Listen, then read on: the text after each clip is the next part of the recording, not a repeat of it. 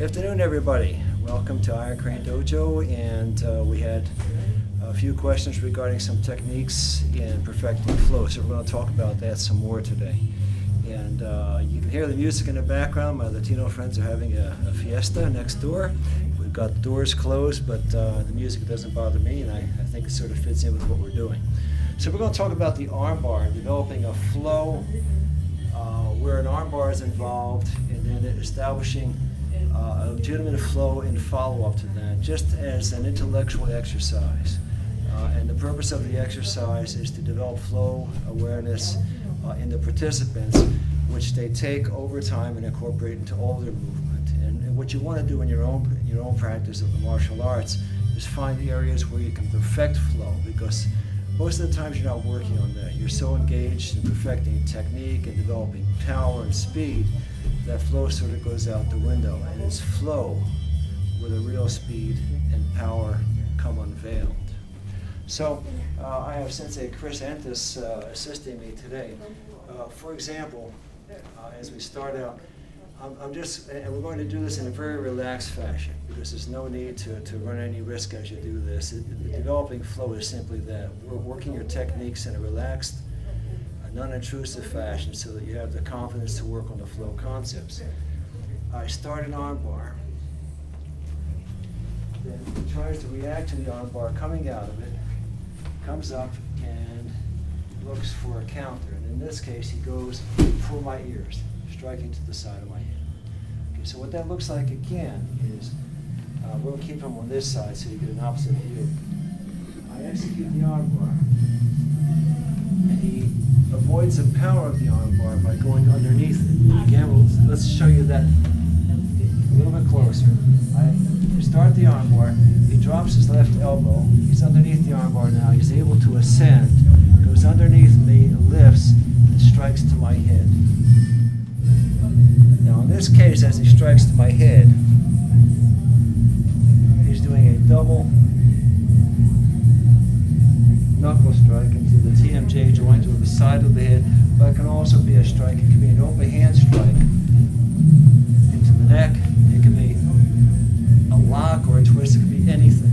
Okay, but the point is as the arm bar is executed, he drops underneath the power, slides in, and he's got the opening if he chooses to take it. Okay, so we're here.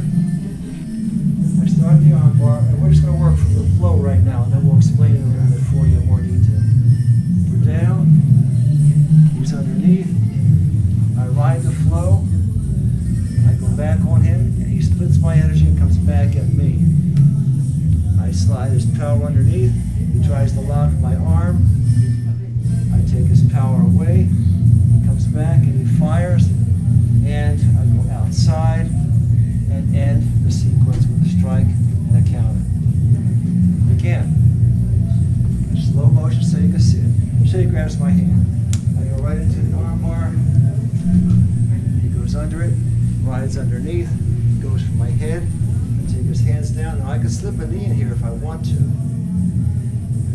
And again, I'm destroying his balance as I ride back. He waits until he can take my balance, and then he splits it. I go underneath. He tries to lift my balance off. I slide underneath that.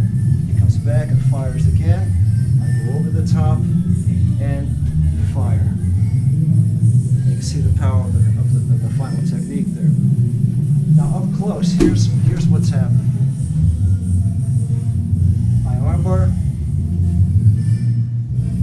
he neutralizes, goes underneath, and he strikes to my head. Now as he strikes to my head, I step back from his legs.